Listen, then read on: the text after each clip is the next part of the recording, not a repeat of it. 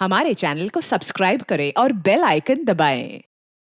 में आप सबका स्वागत करता हूं। आज के समय में जहां विमेन एम्पावरमेंट को लेकर जागरूकता फैलाई जा रही है, सरकार और समाज के द्वारा इस दिशा में सराहनीय प्रयास किए जा रहे हैं, लेकिन इसके बावजूद पिछले कुछ समय में महिलाओं के साथ होने वाले क्राइम्स की संख्या बढ़ी है। क्योंकि अब भी ऐसे लोगों की कमी नहीं है जो लड़कियों को, महिलाओं को दबा कर रखना चाहते हैं, उन्हें अपने हिसाब से चलाना चाहते हैं। और जब भी कोई लड़की या महिला उनकी इस रूढ़िवादी सोच के खिलाफ अपना सर उठाती है तो उसे कुचलने के लिए षड्यंत्र तैयार किए जाते हैं।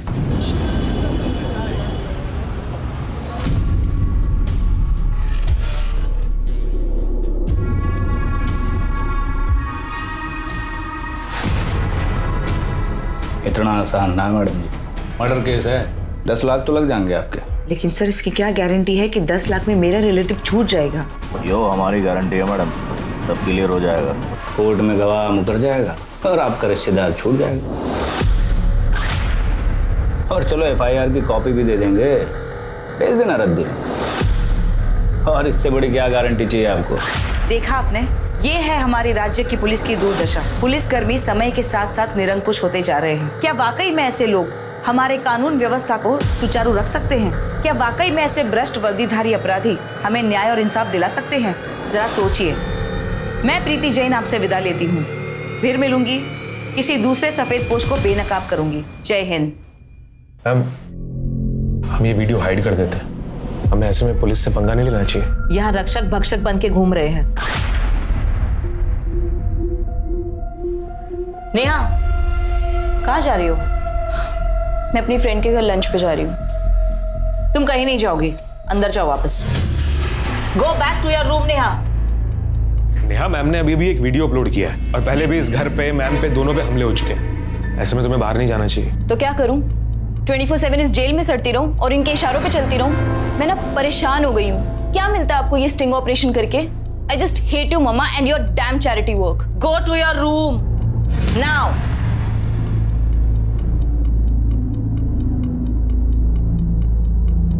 अब आगे किस पे स्टिंग ऑपरेशन करना है? रिसर्च किया है कुछ तुमने?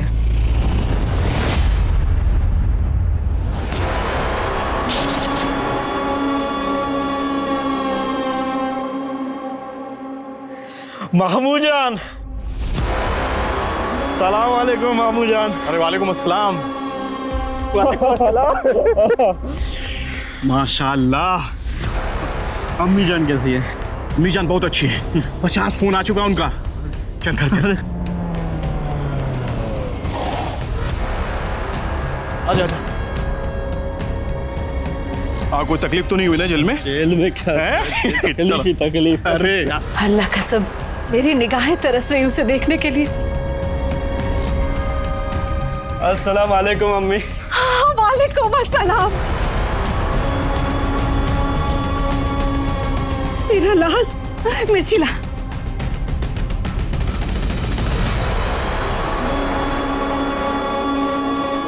अल्लाह तुझे बुरी नजर से बचे। काकोरी कबाब, दम बिरयानी, शाही टुकड़ा। अम्मी, ये सब ना जेल में खाने के लिए तरस गया था मैं। सब कुछ तुम्हारे लिए ही बनाया है। अम्मी, भाईजान, शाहिद मेरे भाई। भाईजान कब? माशाअल्लाह 3 साल में कितना बड़ा हो गया। और पढ़ाई कैसी चल रही है? सब बढ़िया? बहुत अच्छी। हमारे स्कूल में अव्वल आता है, स्कूल का हेड बॉय है। इसे देख के लगता है कि जरीन और इम्तियाज खान की औलाद है। ये सलमा कहाँ है? हमारे रिहा होने की खबर दी ना उसे? हाँ अम्मी, मेरे निकाह की जितनी जल्दी हो सके ना तारीख पक्की करा दो आप। अरे क्या हुआ? सलमा के नाम से चुप क्यों हो गए हो? कितने महीने से मुझे मिलने भी नहीं आई वो जेल में। आ जाएगी वो, तुम जाकर हाथ मुंह धो लो।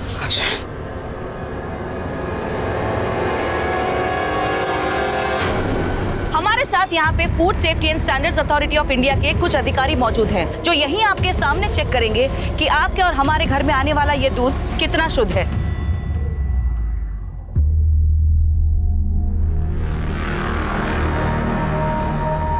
मेघा जी, वो स्टिंग ऑपरेशन वाली प्रीति जैन हमारे टेम्पो के दूध को चेक कर रही हैं और वीडियो भी बना रही हैं, और उसके साथ फूड ऑफिसर और पुलिस वाले भी हैं। तो सर, आप बता सकते हैं इस दूध में कितना पानी है?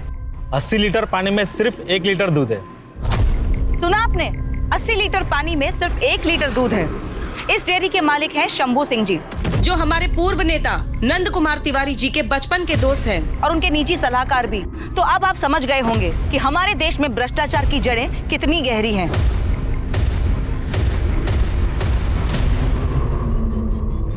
शांति, संयम, सद्बुद्धि। प्रीति जी, आप ये पैसा रख लीजिए और इसकी ओरिजिनल कॉपी हमको दे दीजिए, और बाकी की जो भी कॉपी आपके पास है उनको आप डिलीट कर दीजिए। अगर इसी तरीके से पैसे कमाने होते तो मैं बाजारू औरत नहीं बन जाती। अपने पैसे उठाइए और निकलते बनिए यहाँ से। प्रीति जी, हमको तो पैसे खर्च करने हैं, या तो आप ले लीजिए या हम आपके लिए किसी और को दे देते हैं। अब ये पैसे तो आप ही के ऊपर खर्च होंगे। अब इससे पहले कि आप कहें कि एक और स्टिंग ऑपरेशन हो गया, मैं आपको चेतावनी देना चाहती हूँ कि हमारी जो यहाँ पर बातचीत हो रही है ना, वो इस सीसीटीवी कैमरा में कैप्चर हो रही है। इसमें तो वीडियो रिकॉर्ड हो रहा है, ऑडियो तो रिकॉर्ड नहीं हो रही ना? क्योंकि ऑडियो मैं इस फोन में रिकॉर्ड कर रही हूँ। मैडम, हम तो आपकी ईमानदारी चेक कर रहे थे, आपका स्टिंग करके। हम मजाक कर रहे थे आपसे। आइंदा मजाक उनके साथ कीजिएगा जिनको चुटकुले सुनने का शौक है। मेरा काम तो आप जैसे लोगों की जिंदगी का मजाक बनाना है। अपने पैसे लीजिए और निकलिए यहाँ से। नमस्कार।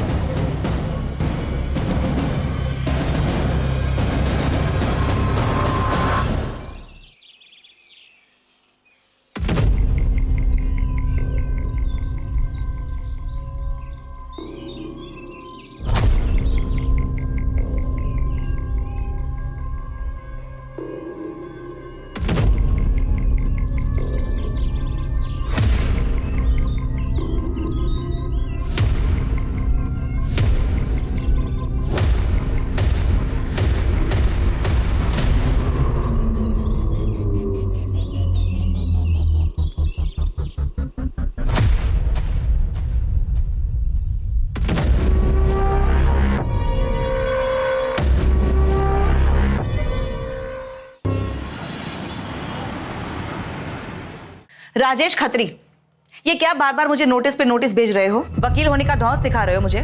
चाहते क्या हो तुम? मैं बस अपने मकान का किराया चाहता हूँ, जो तुमने पिछले 3 साल से नहीं दिया है। तुम भी जानते हो मैंने 2 साल और 3 महीने का किराया क्यों नहीं दिया अब तक। अरे हाँ, तो कम से कम 9 महीने का दे दो। अगर नहीं दिया तो मैं तुम्हें फाइनल नोटिस भेजूंगा मकान खाली करने के लिए। देखो, तुम जैसे वकीलों से मेरा रोज पाला पड़ता है। आइंदा से मुझे नोटिस मत भेजना। जिस दिन मेरे पास पैसे होंगे मैं खुद तुम्हें फोन कर लूंगी।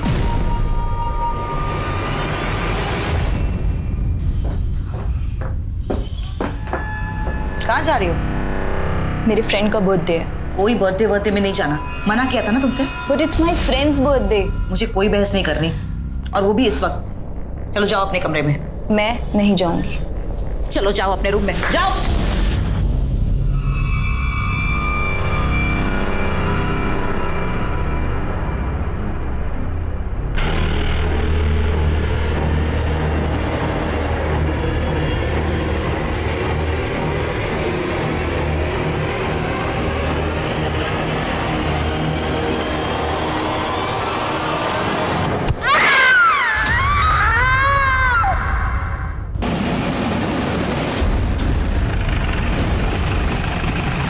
जैन सर।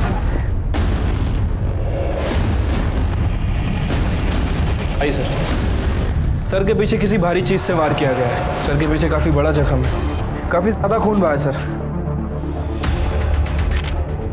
लड़की का रेप भी हुआ है, कुर्ता फटा हुआ। आसपास कोई मर्डर वेपन मिला? नहीं सर, कोई वेपन नहीं मिला। सर, लड़की का आइडेंटिफिकेशन हो चुका है। उसके पर्स से ये आधार कार्ड मिला है, और सर ये बुर्का ये यहीं पर था। सलमा सैयद मोहल्ला बड़ी मस्जिद, ये इलाका तो काफी दूर है यहाँ से। अजय, एक बात समझ में नहीं आ रही मुझे, इस बिल्डिंग में कोई रहता नहीं है, कोई आता जाता नहीं है। वो लड़की यहाँ अकेले करने क्या आई हो? सर, हो सकता है किसी जान पहचान वाले के साथ आई हो। और वैसे भी इस लड़की की उम्र ज्यादा नहीं लग रही। अक्सर ऐसे सुनसान इलाकों में कपल्स आते जाते रहते हैं। यहाँ बिल्डिंग में कहीं सीसीटीवी है? नहीं सर, यहाँ तो कहीं सीसीटीवी नहीं है। तो यहाँ आने वाले रास्तों में जहाँ जहाँ भी सीसीटीवी लगे हैं उनकी फुटेज सोर्सेज चेक करवाओ। ठीक है सर। श्वेता, बॉडी का पंचनामा करा के पोस्टमार्टम के लिए भेजो। सर।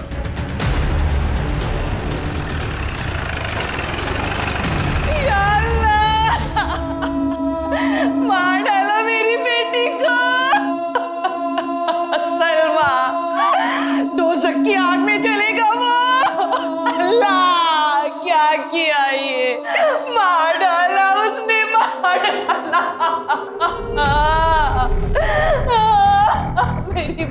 जी क्या हुआ?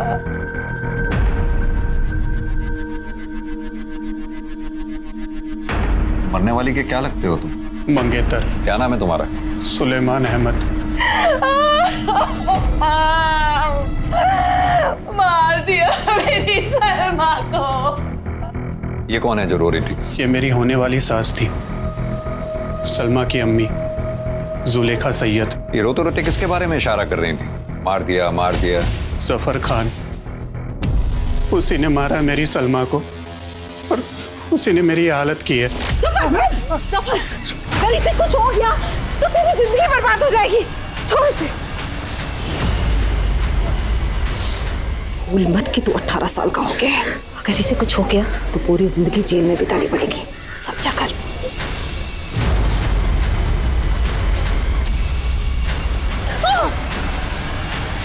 ये जो तेरे हाथों में सुलेमान के नाम की मेहंदी है ना, ये हाथ तोड़ दूंगा मैं। तेरे 3 भाइयों, अम्मी, अब्बू सबको मार दूंगा। हंसता हंसता ना जेल चला जाऊंगा मैं, समझे?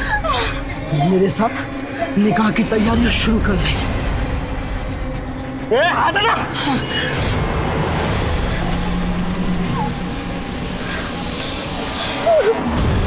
कौन है ये जफर खान? अब जेल काट कर आया है वो। सलमा और वो पहले निकाह करने वाले थे, लेकिन उसके जेल जाने के बाद सलमा ने उससे सारे रिश्ते तोड़ दिए। वो मुझसे निकाह करने वाली थी, लेकिन कमजर ने उसका खून कर दिया। कहाँ मिलेगा ये जफर खान? सर यहाँ से पैदल ही जाना होगा, गाड़ी नहीं जाना।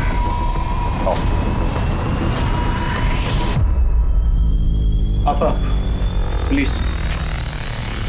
माफिया क्वीन जरीना खान हो तुम, और तुम्हारे बेटे इस जुर्म की ठेकेदारी कब छोड़ेंगे? तुम्हारा शौहर इम्तियाज खान 6 साल पहले पुलिस के एनकाउंटर में मारा गया, तब भी तुम लोग नहीं सुधरे। 20 साल का बेटा 2 साल पहले एनकाउंटर में मारा गया। 17 साल का बेटा जेल में है। 18 साल का बेटा 2 महीने पहले बेल पर आकर रेप और मर्डर के केस में फिर फरार है। मुद्दे की बात कीजिए साहब। मुद्दे की बात यह है कि जफर खान है कहाँ? मालूम नहीं। घर की तलाशी लो। सर। ये तुम्हारा छोटा शहजादा शाहिद खान। सर, अंदर कोई नहीं है। जफर का फोन भी बंद है सर। बेहतर यही होगा कि जफर खान खुद को पुलिस के हवाले कर दे। अगर नहीं भी किया तो वैसे भी मैं तुम्हारी ये माफियागिरी खत्म कर दूंगा। अल्लाह हाफिज। अजय सर, ये जफर के फोन को सर्विलांस पे डालो। हो ना हो वो अपनी माँ को कांटेक्ट करने की कोशिश जरूर करेगा।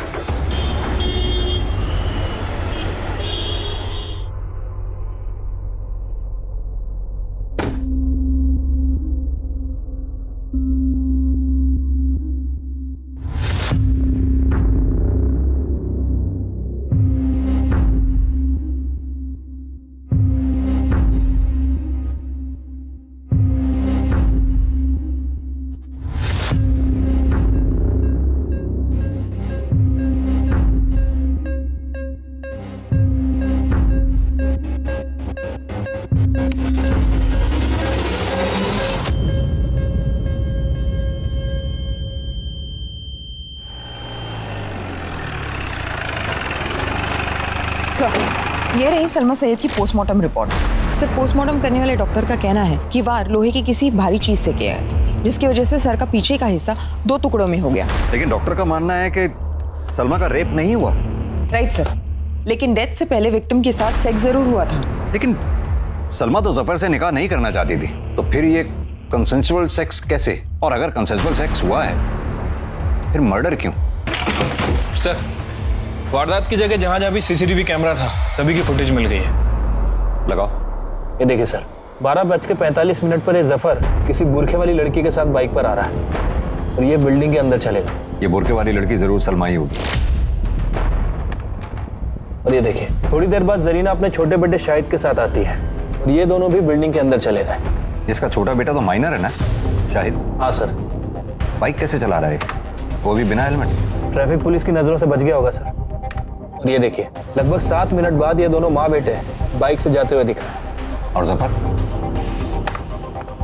सर, ये पीछे वाले रास्ते की सीसीटीवी फुटेज है। जफर पीछे वाले रास्ते से जाते हुए दिख रहा है। ये जफर की बाइक की डिटेल्स फौरन सर्कुलेट करवाओ और जफर की भी details, information patrolling team, highway police, आसपास के थानों में सब जगह शेयर करो। और हाँ, ये जरीना और उसके छोटे बेटे शाहिद, इन दोनों को उठा के लाओ। ठीक है सर। साहब, सलमा को हमने मारा है। क्यों? जफर और शाहिद ने क्यों नहीं? शाहिद बच्चा है अभी। लेकिन जरीना जी, तुम्हारे यहां तो ये रवायत है नाबालिग बच्चों से जुर्म करवाने की, क्योंकि तुम्हें अच्छी तरह से जो मालूम है 2-3 साल में बालिग हो जाएंगे, सजा से छूट जाएंगे। अपने 3 बेटों के साथ भी तो ऐसे ही किया था तुमने। साहब, शाहिद बिल्डिंग के अंदर तक नहीं गया, कुछ नहीं देखा इसने अपनी आंख से, तो खून कैसे करेगा? आप बाकायदा मालूम कर सकते हैं स्कूल जाकर। पढ़ाई में अव्वल है ये, जुर्म का अलिफ बे ते भी नहीं पता इसे। चलो तुम्हारी बात मैं मान लेता हूं, तो जफर क्यों नहीं? वो भी तो सलमा से नाराज था। जफर सलमा को जान से ज्यादा चाहता था साहब, वो उसे कैसे मारेगा? तो फिर तुमने क्यों मारा? हमारे एक जानने वाले ने जफर को एक लड़की के साथ आजाद रोड पर जाते हुए देखा। फोन किया उन्होंने हमें। हेलो, हमें ये समझते देर नहीं लगी कि वो लड़की सलमा है। फिर हमने शाहिद से कहा कि हमें आजाद रोड लेकर चले। जब हम दोनों आजाद रोड पहुंचे तो बिल्डिंग के बाहर ही जफर की बाइक दिख गई हमें। तू यहीं रुक, हम अभी आते हैं।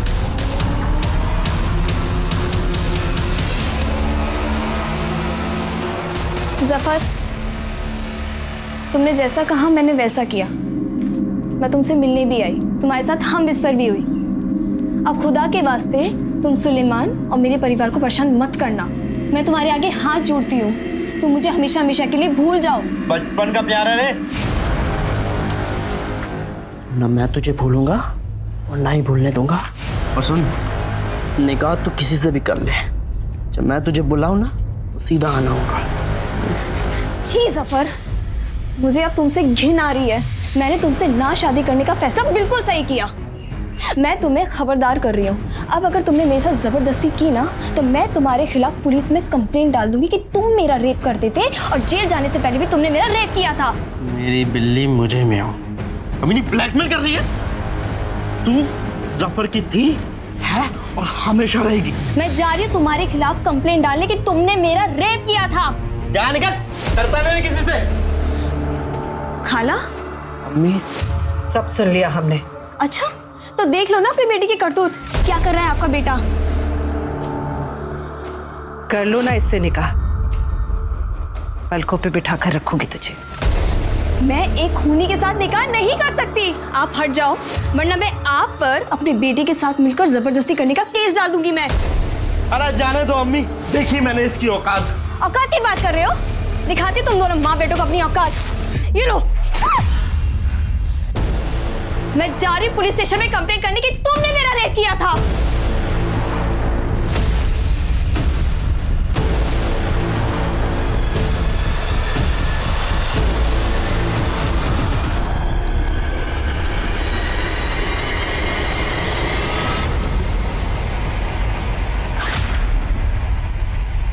जफर को दूसरे रास्ते से बाहर भगा दिया साहब, और हम और शाहिद घर वापस आ गए।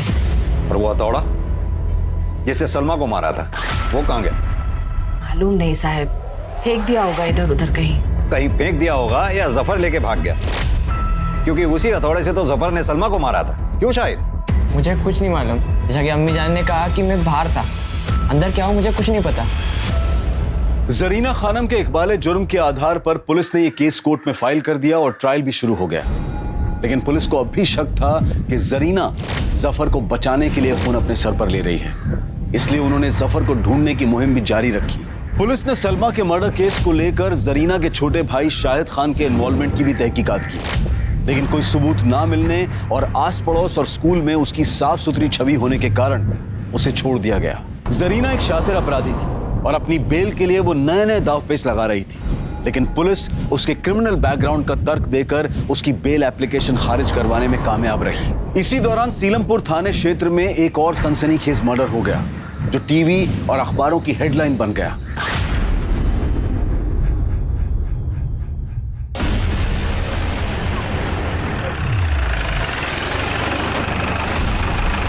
सर, डेड बॉडी अंदर है। सर, काफी हाई प्रोफाइल केस है।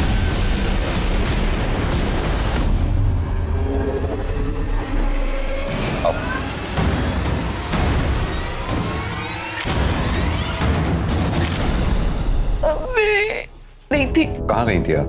मैं अपनी फ्रेंड के घर गई थी, जनकपुरी में। और आप? सर आज संडे है ना, मेरा वीकली ऑफ था।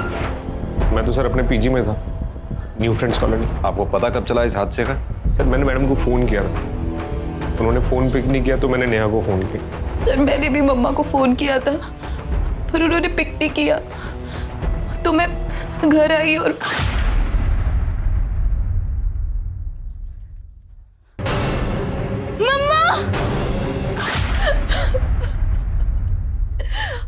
फिर मैंने केके को बताया और मैंने इमीडिएटली आप लोगों को फोन कर दिया। तुम तो इनके काफी करीब थे। कभी इन्होंने जिक्र किया किसी से कोई दुश्मनी या किसी से इनको अपनी जान का खतरा हो? सर आज से 6 महीने पहले मैडम के ऊपर जानलेवा हमला हुआ था। सर मम्मा के बहुत सारे दुश्मन थे, उनका जॉब ही इतना रिस्की और थैंकलेस था कि आए दिन शाम सुबह उनको धमकी भरे फोन आते रहते थे। तुझे जो करना है कर ले, तेरी वीडियो तो मैं अपलोड करके ही रहूंगी। सर कई दफा तो ऐसा हुआ है सर कि लोगों ने बाहर से पत्थर मार मार के घर की खिड़कियां तोड़ दी। इसीलिए सीसीटीवी कैमरा घर में लगाए हुए थे। इनका डीवीआर हो गया, कहाँ है? सर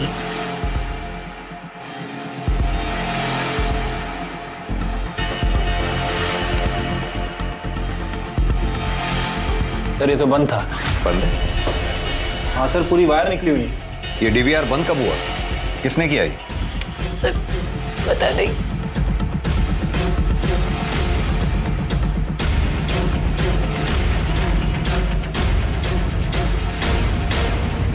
अजय सर, इस घर में जितने भी कैमराज हैं सबके फुटेज चेक करवाओ। जी।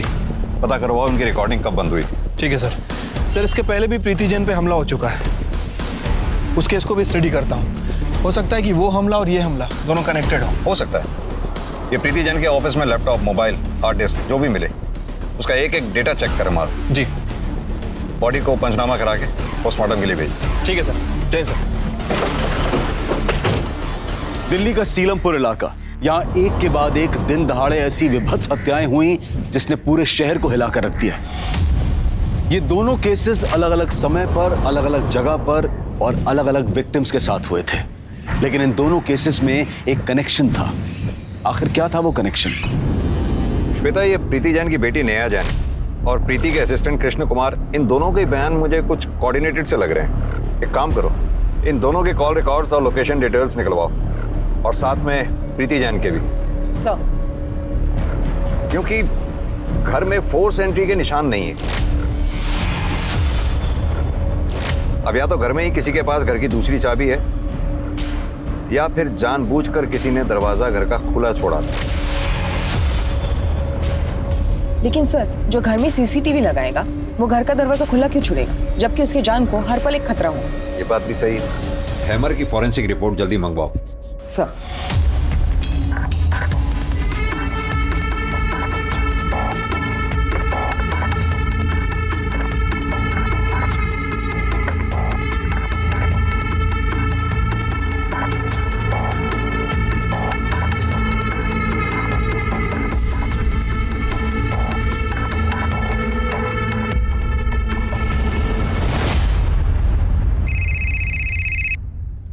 हेलो, क्या? प्रीति जैन? हाँ भेज दीजिए, मैं चेक करती हूँ। हमारे साथ यहाँ पर food safety and standards authority of India के कुछ अधिकारी। सर मेरे जीजा जी ट्रैफिक पुलिस में और उन्होंने मुझे ये वीडियो भेजा। और हमारे घर पे आने वाला ये दूध कितना सर, प्रीति जैन ने मिनिस्टर नंद कुमार तिवारी के निजी सलाहकार शंभू सिंह के डेयरी पर ये स्टिंग ऑपरेशन किया था। उस वक्त जीजा जी उसी के साथ थे, तो उन्होंने भी ये वीडियो रिकॉर्ड कर लिया। श्वेता, मैंने प्रीति जैन ने जितने भी स्टिंग ऑपरेशंस किए हैं उसके सारे अपलोडेड वीडियोस देखे, लेकिन ये वीडियो तो अपलोड हुआ ही नहीं। सर कहीं ऐसा तो नहीं कि इस वीडियो की वजह से प्रीति जैन का मर्डर हुआ हो?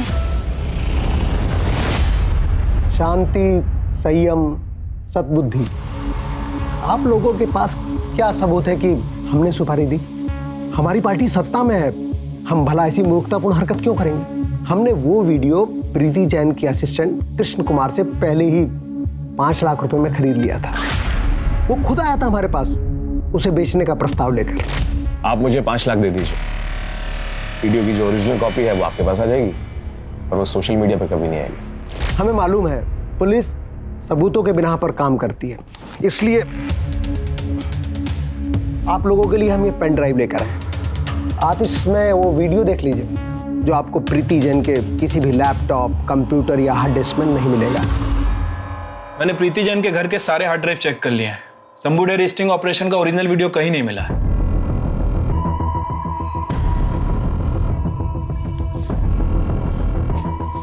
सर, तिवारी मैडम को खरीदना चाहता था, लेकिन मैडम ने कभी अपने आदर्शों के साथ समझौता नहीं किया और तुम बिक गए। सर, साल भर से मैडम के यहाँ काम कर रहा था, खाने पीने के अलावा कभी कुछ पैसे नहीं मिले। मैं लालच में आ गया सर। और दोबारा लालच में आके तुमने प्रीति जैन को मार दिया। सर, मैंने नहीं मारा सर। तो मरवा दिया होगा या मारने में मदद की होगी। सर, मैंने ऐसा कुछ भी नहीं किया सर। तिवारी और उसका जो सलाहकार है ना सर, वो शंभू सिंह, मैडम ने उनके ऊपर कई बार पहले भी धावा बोला था सर, उन्होंने मारा हुआ सर। मिश्रा सर,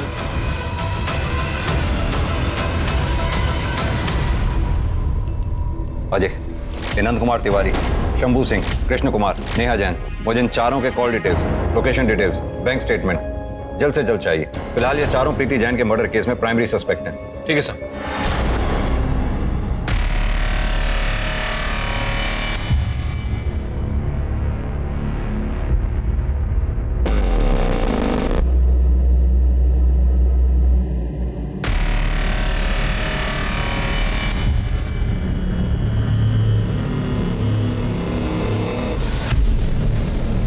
ये तुम दोनों की लोकेशन डिटेल्स। वारदात के वक्त आप दोनों घर में ही मौजूद थे। सीधी तरह से बताइए कि आपने अपनी मां को क्यों मारा। सर, मैंने मम्मा का मर्डर नहीं किया है। झूठ बोल रही हैं आप। वारदात के वक्त आप अपने घर में मौजूद थी। आपने जानबूझकर अपने घर का दरवाजा खुला छोड़ा ताकि बाहर से कोई अंदर आ सके, और कोई अंदर आया भी तो सीधा आपके कमरे में गया और आपके साथ मिलकर आपकी मां का काम तमाम कर दिया। अब वो केके था या फिर कोई और? नहीं sir, this is not true. ये तो सच है ना कि तुम्हारी अपनी माँ से बनती नहीं थी। आए दिन हमेशा झगड़े हुआ करते थे, और ये बात तुम्हारे घर से मिली सीसीटीवी फुटेज से साफ होती है। यस सर, ये बात सच है कि हम लड़ते थे क्योंकि हमारे आइडियाज मैच नहीं होते थे। उनकी सोशल एक्टिविज्म और चैरिटी मेरी समझ से बाहर थी। लेकिन ट्रस्ट मी सर, मैं मम्मा की डेथ के बारे में कुछ नहीं जानती। कैसे पॉसिबल है ये? वारदात के वक्त आप अपने घर में ऊपर अपने कमरे में मौजूद थी। कोई बाहर से आया, आपकी मम्मा को मारकर चला गया, आपको पता तक नहीं चला। कैसे पॉसिबल है ये?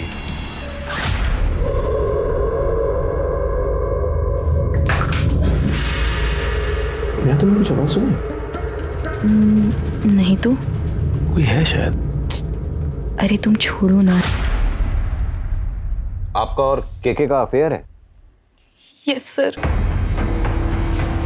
क्योंकि बचपन से मम्मा ने मुझे रिस्ट्रिक्शंस में पाला है। एक कृष्णा ही थे जो मुझे फ्री महसूस करवाते थे। वो तब भी मेरे साथ थे और आज भी। लेकिन मम्मा को इस बारे में कुछ नहीं पता। शायद तुम्हारी मम्मा को इस बात पे शक हो गया था, इसलिए घर में उन्होंने सीसीटीवी लगवाया। पकड़ी ना जाऊं इसलिए मैं डीवीआर बंद कर देती थी। और मम्मा को हमेशा लगता रहा कि डीवीआर में कुछ खराबी आ गई है। हर रोज की तरह उस दिन भी मैंने डीवीआर बंद कर दिया था और घर का दरवाजा खोल दिया ताकि केके चुपचाप मेरे कमरे में आ सके।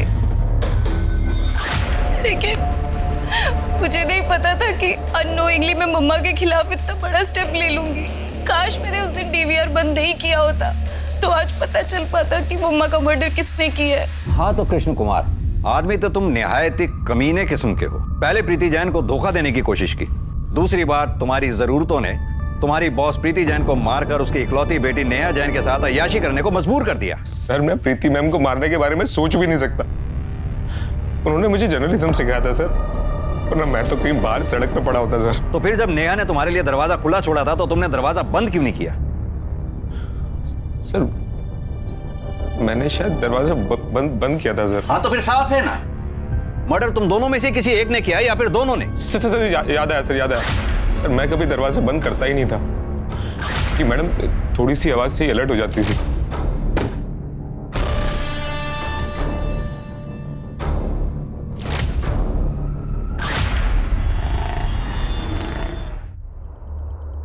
सर, वो आज भाईजान का कॉल आया था। क्या कह रहा था? सर, वो अम्मी जान के बारे में पूछ रहे थे, उनके फिक्रमंद थे। उसे तुमने कहा नहीं हमारे पास आने के लिए? मैंने उन्हें कहा, लेकिन उन्होंने बोला कि एक बार बस अम्मी को बेल मिल जाए, बस उसके बाद ही फिर वो आपके सामने आएंगे। फिर वो बार बार कह रहे थे कि उन्होंने कुछ नहीं किया है। ये शायद कुछ ज्यादा सीधा नहीं बन रहा। सर इसके ऊपर नजर रखते हैं। भाईजान 1 मिनट अपना मोबाइल देंगे?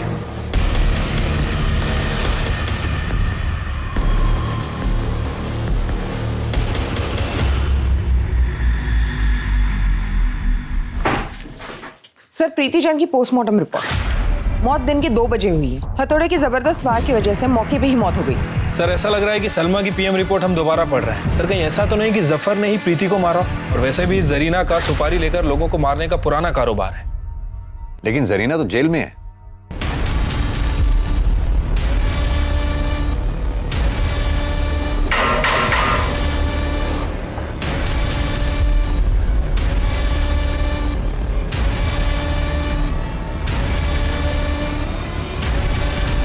सर हो सकता है कोई बाहर का एजेंट हो। तो हमें इमीडिएटली 2 काम करने हैं। एक तो ये सुपारी लेने वाले एजेंट को ढूंढना, दूसरा प्रीति के दुश्मनों की लिस्ट बनाओ। पता करो उसमें ऐसा कौन सा आदमी है जिसकी जरीना तक डायरेक्ट पहुंच है। सर प्रीति जैन के घर से हमने जो डॉक्यूमेंट्स कलेक्ट किए थे उसमें से ये कोर्ट का नोटिस भी मिला है सर, ये देखिए। ये तो घर खाली कराने का नोटिस। प्रीति जैन ने पिछले 3 साल से घर का किराया नहीं दिया था। नोटिस भेजने वाले का नाम है राजेश खत्री। और सर ये है प्रीति जैन का कॉल रिकॉर्ड्स, ये देखिए सर। शुरुआत में तो ऐसा कुछ भी सस्पिशियस नहीं लगा, लेकिन 9 महीने पहले के कॉल रिकॉर्ड में प्रीति किसी सूरज खत्री के साथ लगातार संपर्क में थी सर। जरा पता करो ये सूरज खत्री और राजेश खत्री के बीच में क्या कनेक्शन है? सर जफर के बारे में कुछ पता लगा? अभी तक तो नहीं सर। ये जरीना के सुपारी गेटवे का पता करो, क्योंकि अगर प्रीति और सलमा सैयद इन दोनों की मौत एक ही तरीके से हुई है तो मुझे लगता है कि दोनों की मौत में वेपन भी एक ही इस्तेमाल हुआ होगा। क्योंकि सलमा सईद के मर्डर स्पॉट से हमें मर्डर वेपन नहीं मिला था, जो कि प्रीति जैन के मर्डर स्पॉट से हमें बरामद हुआ। अजय, ये मर्डर वेपन लैब एक्सपर्ट को एक बार दोबारा चेक करवाने के लिए भेजो। मेरी गट फीलिंग है कुछ ना कुछ हाथ जरूर लगेगा। ठीक है सर।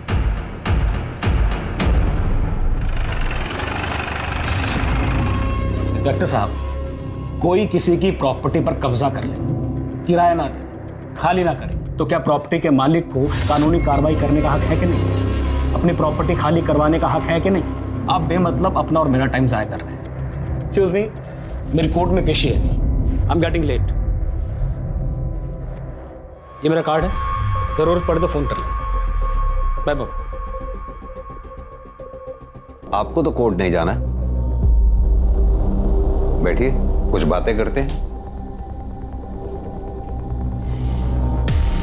मिस्टर सूरज, 9 महीने पहले तक आपकी प्रीति जैन से लगातार फोन पे बातें होती थी, फिर अचानक ऐसा क्या हुआ जो बातें बंद हो गई? मेरा और प्रीति का अफेयर था, हम शादी करने वाले थे, हमारा 2 साल का रिलेशनशिप था,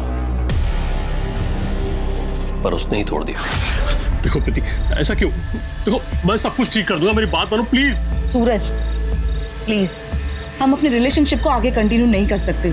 मेरी बेटी कभी भी नहीं चाहती थी कि मैं दूसरी शादी करूं, और अगर मैंने शादी कर भी ली ना तो भी वो तुम्हें कभी अपना पापा नहीं मानेगी। प्रीति, मैं बात करूंगा नेहा से, मैं समझाऊंगा उसे। सूरज आई नो हो, वो नहीं मानेगी, और तुम तो जानते हो कि वही मेरी प्रायोरिटी है।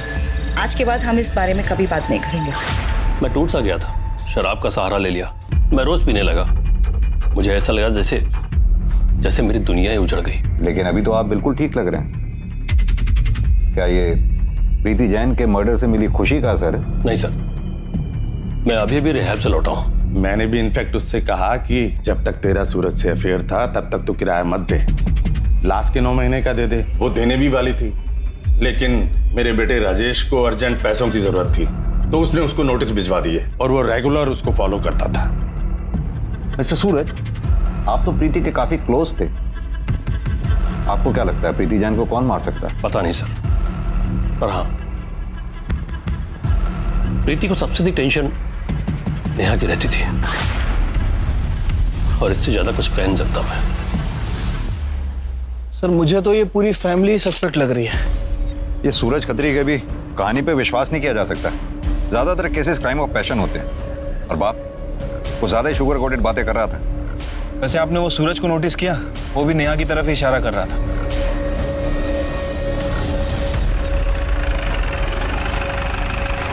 सर एक अच्छी खबर है, प्रीति जैन मर्डर केस में जिस हथौड़े का इस्तेमाल हुआ है उसके गैप्स में सलमा के ब्लड ट्रेसेस मिले।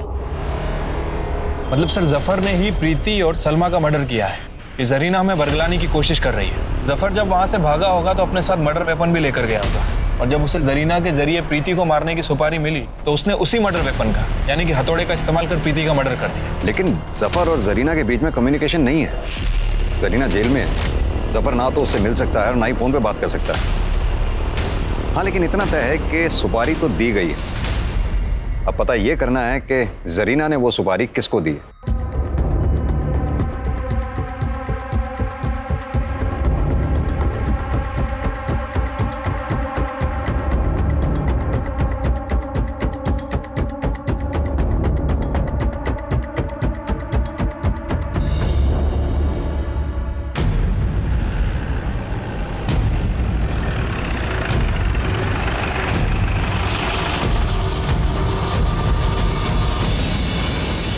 हाँ, जरीना जी का वकील हूँ मैं। इसमें प्रॉब्लम क्या है? कोई प्रॉब्लम नहीं, लेकिन आप वकील होने के साथ साथ एक सुपारी एजेंट भी। क्या? जी हाँ, राजेश खत्री ने आपके अकाउंट में 25 लाख रुपए जमा कराए। जान सकता हूँ क्यों? तो राजेश मेरा फ्रेंड है, उसने मुझे लोन दिया 25 लाख रुपए। अब इसमें कोई प्रॉब्लम? निरी बकवास है ये, वो लोन नहीं। तो तुम्हारे जरिए प्रीति को मारने की सुपारी थी जरीना को। वकील साहब, अगर ये बात कोर्ट में पता चल गई ना तो आपकी ये वकालत का लाइसेंस भी रद्द हो जाएगा। रत्नेश भाई, मुझे इसकी सुपारी देनी। ठीक है। जरीना जी को ये बात बताई मैंने, उन्होंने भी मेरे अकाउंट में पैसे मंगवा लिए ताकि मेरी फीस निकल सके। पर बाद में राजेश ने सुपारी कैंसिल कर दी। सर मैंने सुपारी कैंसिल कर दी थी, वरना उस दिन जब आप मेरे घर आए थे तो मैं आपको सच ना बता देता। आप जैसे वकीलों की सच्चाई हमें पता है वकील साहब। वाकई में सुपारी कैंसिल कर दी थी या फिर नई कहानी बना रहे हो? बताओ, किसके जरिए जरीना ने प्रीति जैन को मरवाया? उसका बेटा जफर था या फिर कोई और अगर जफर था तो कहां छुपा रखा है जफर को? सर मैं आपको बता चुका हूँ, मैंने सुपारी कैंसिल कर दी थी और इसके अलावा मैं कुछ नहीं जानता। इवन वो रत्नेश तो मेरे पैसे भी लौटाने वाला है मुझे। पुलिस को यह सुपारी और प्रीति जैन के किलर की गुत्थी सुलझती हुई नहीं दिखाई दे रही थी। उधर जफर भी फरार था और पुलिस उसे धर दबोचने में कामयाब नहीं हो पा रही थी। पुलिस को जरीना के छोटे बेटे शाहिद पर भी शक था, क्योंकि शाहिद के खानदान में 18 की उम्र से पहले नाबालिग बच्चों से जुर्म करवाने का प्रचलन था। लेकिन शाहिद की एलिबी भी पक्की थी। प्रीति जैन की मौत के वक्त वो अपनी ट्यूशन में था, जो कि उसकी ट्यूशन टीचर ने भी कंफर्म किया। लेकिन पुलिस ने अपनी कोशिश में कोई कमी नहीं रखी। वो इस केस के सभी सस्पेक्ट्स के मूवमेंट पर अपनी पैनी नजर बनाए हुए थी।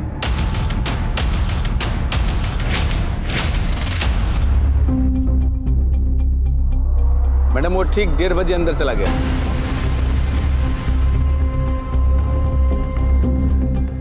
मैडम अभी वो 4:30 बजे यहाँ से निकला है। 1 मिनट मैडम, 1 मिनट। वो डस्टबिन के पास रुका है, शायद कुछ फेंकने के लिए रुका है। अच्छा, शाहिद ने कल भी कुछ फेंका था ना डस्टबिन में? जी मैडम, कल भी फेंका था। वो आगे बढ़ गया मैडम। देखो जरा क्या फेंका।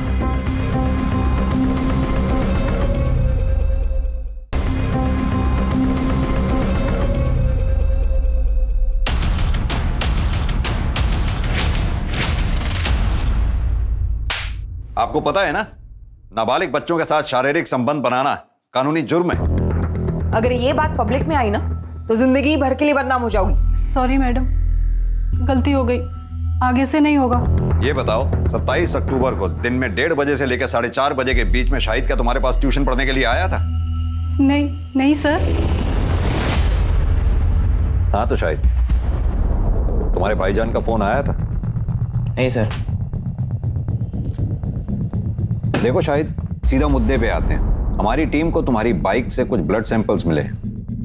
रिपोर्ट आने पर क्लियर हो ही जाएगा और तुम जेल भी जाओगे। तो सीधी तरह से बता दो कि वो खून किसका है और तुमने किस किस को मारा है। बताता हूँ सर। ज्यादा मुझे क्या होगा, 2 साल की जेल होगी, उसके बाद मैं वापस छूट जाऊंगा। फिर मुझे जो पढ़ना होगा मैं पढ़ूंगा ना। तो तुम ये मानते हो कि तुमने प्रीति जैन का मर्डर किया है? मैंने सलमा का भी मर्डर किया है। अम्मी जान तो बेवजह जेल में और भाईजान भी बेवजह फरार है। भाईजान को मैंने बहुत समझाया कि वो यहाँ आ जाए ताकि मैं खुद को आप लोगों के हवाले कर सकूँ, लेकिन भाईजान मुझसे इतना प्यार करते हैं कि वो माने ही नहीं। उल्टा वो तो अम्मी को बेल दिलवाने के लिए तड़प रहे थे। सलमा को तुमने कैसे मारा? वो बदजात औरत अम्मी और भाईजान की पुलिस में कंप्लेन करने जा रही थी। मैं जा रही पुलिस स्टेशन में कंप्लेंट करने की, तुमने मेरा रेप किया था।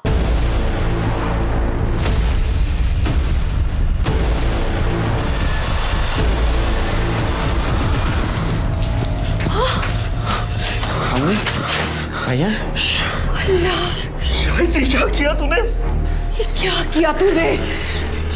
ये गुनाह मैं अपने साथ लेता हूँ। जफर, 18 साल का हो गया है तू। सारी जिंदगी जेल में काटनी पड़ेगी।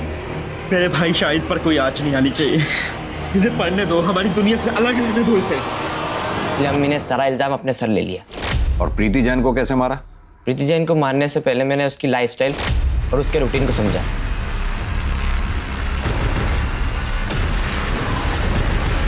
नेहा का दरवाज़ा खुला छोड़ देना और केके का दरवाज़ा बंद ना करना मेरा काम और आसान कर गया। फिर उस दिन जब केके अंदर गया तो उसके पीछे छुपकर मैं भी अंदर घुसा।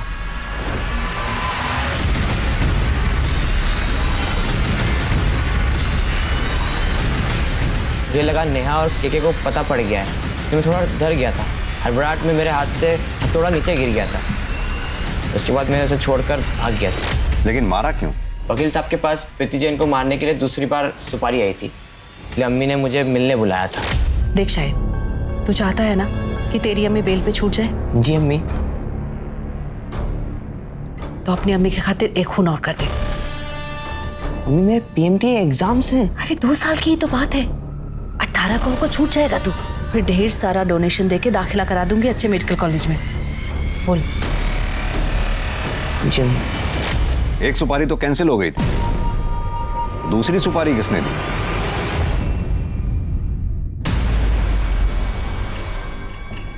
मुझे पता था सरीना को सुपारी दी गई थी, लेकिन बाद में राजेश ने फैमिली का भला सोचते हुए उसे कैंसिल कर दिया। उस औरत ने मेरे बेटे की जिंदगी खराब कर दी थी। रिहैब से वापस आ गया था, लेकिन प्रीति को नहीं भूल पाया। सुबह नाश्ते के टेबल पर शराब पीना शुरू कर देता था।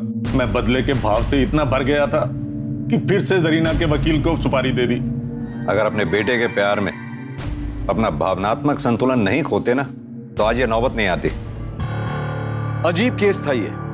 एक ही केस के फैसले में एक 55 साल के आदमी और एक 15 साल के नाबालिग लड़के, दोनों को जेल जाना पड़ा था। शाहिद एक ब्रिलियंट स्टूडेंट था, कल वो एक अच्छा नागरिक बन सकता था, लेकिन अपने परिवार में फैले क्राइम के दलदल से वो बच नहीं पाया। जरीना की ही तरह ऐसे कई गैंगस्टर परिवार हैं जो अपने नाबालिग बच्चों से जुर्म करवाते हैं, और जब ये बच्चे रिहा कर दिए जाते हैं तो बाहर आकर भी इनकी दहशतगर्दी और जेल में हुई नेटवर्किंग के कारण उनका गुंडा राज चलता है। ये एक बड़ा षड्यंत्र है। पुलिस और जुडिशरी इसकी गंभीरता को समझते हुए इसका लीगल सॉल्यूशन ढूंढने की कोशिश कर रही है। अब मैं अनूप सोनी आपसे विदा लेता हूं। फिर मुलाकात होगी क्राइम पेट्रोल सतर्क के ब्लैक हेडलाइंस अध्याय में एक और नए केस के साथ। और याद रखें, क्राइम और आपके बीच में सिर्फ इतना फर्क है कि आप कितने सतर्क हैं। सतर्क रहें, सुरक्षित रहें। जय। For more updates, subscribe to our channel, click the show links and enjoy watching the videos.